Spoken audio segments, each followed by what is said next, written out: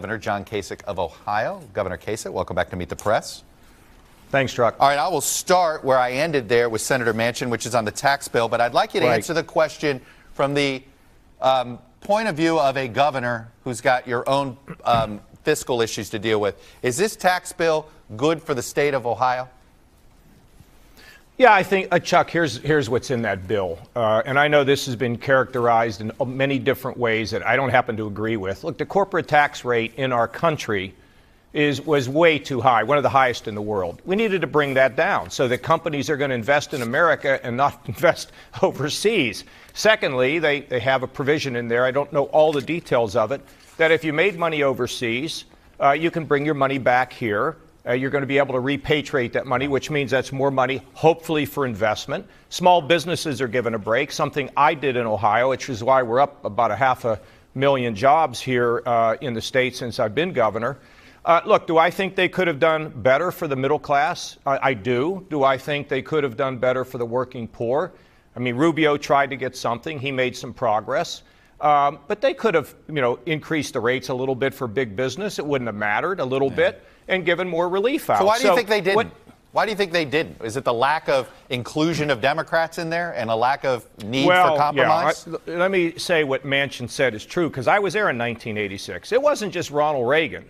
It was Senator Bradley. Yeah. It was Senator Packwood. It was a different time, Chuck, in 1986. Gus Reagan was special too. And look, it was hard. And at the end, because they made such dramatic changes in the code, and I remember the real estate industry went crazy. Yeah. The Democrat and Republican senators stood on the edge of the cliff, and just like Butch Cassidy and the Sundance Kid, they held hands and they jumped. And you know what? We got great progress. We got a cleaned up code and lower rates. But remember, at that point in time, the top rate was 70%. It's not that today.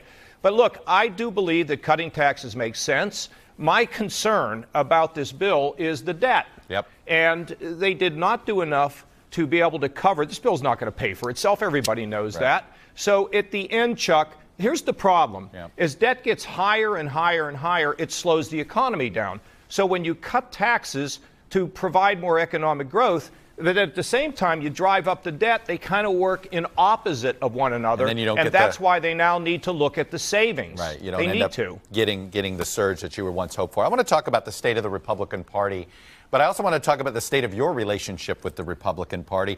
Here's a montage of various things you've said this year about your relationship with this version of the Republican Party. Here it is, Christmas. Governor. Exactly.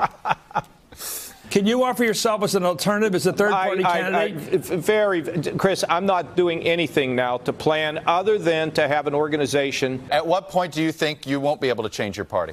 I never give up, Chuck. If the party can't be fixed, Jake, then I'm not going to be able to support the party, period. Well, here we are in December. Yeah. Is the party in a better place than it was at the start of this year, or in a worse place? And where are you? Yeah. Are you prouder to be a Republican today than you were at the start of this year? Well, I'm always proud to be a Republican, but the party is my vehicle, never been my master. Chuck, when you look at Alabama, there's some very interesting things. 20,000 Republicans voted for somebody that wasn't on the ballot. I would also say Senator Shelby, he spoke out and said he was not for the candidate down there. In other words, we're beginning to see more and more of a tug-of-war pulling people towards a better position on the party. That's my sense. And in terms of, so I'm kind of optimistic with some of the things, but here's the thing, two paths. There's some in the party that look at problems and they're negative and they're angry and they're small. And there's other people that look at the problems and say we can fix them. So instead of losing the future, which is what we're doing today, turning off millennials. Hey, let me just give you an example. Can you explain to me why the Republican Party that's a majority in the House and the Senate with a Republican president don't tell the Dreamers, the DACA kids that they're going to be able to stay in the United States? That makes no sense. And the idea that they were just going to get rid of Obamacare, which needs to be reformed, and then people were going to lose their health insurance, what are they thinking? And they need to do something to make sure that... Hey, NBC News fans, thanks for checking out our YouTube channel. Subscribe by clicking on that button down here, and then click on any of the videos over here to watch the latest interviews, show highlights, and digital exclusives. Thanks for watching.